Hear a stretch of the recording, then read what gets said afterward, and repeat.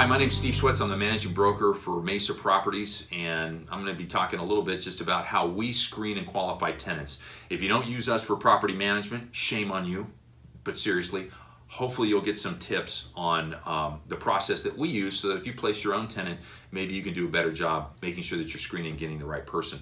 The reason this is so important is, for us, the number is anywhere between 20 to 30% of the applicants that we get, we find they are in some way falsifying information. And that ranges from pay stubs to landlord history to how much they make to whether or not they lived in a certain property or not. They'll just skip the one that they ended up stiffing the landlord on, and you'll notice that there's a gap. So one of the things that we do, and the biggest scam side of when a tenant places an application and they're trying to scam you, is they'll do the landlord verification through a friend. They'll give a friend's phone number and say, hey, go ahead and call this guy, he'll give you a great reference. We call them and we'll go through that process. We'll call them directly, get their name, verify the address. But one of the things that we ask them at the end of the call is, and can you just verify name on title?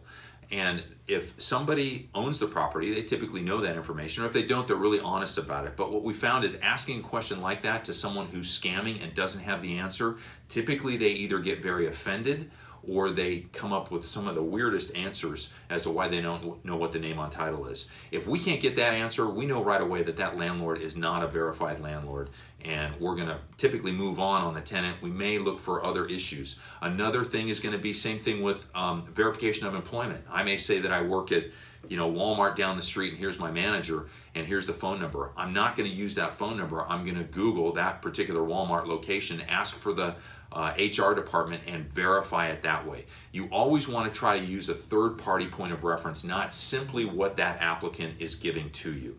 So those are just a couple of the things that we do, and hopefully those are some tips for you if you're placing your own tenants. If not, and you don't want to go through making that very important decision of who to place into your home, we would love to talk to you about signing you up for ongoing management as well as for placement. Thanks.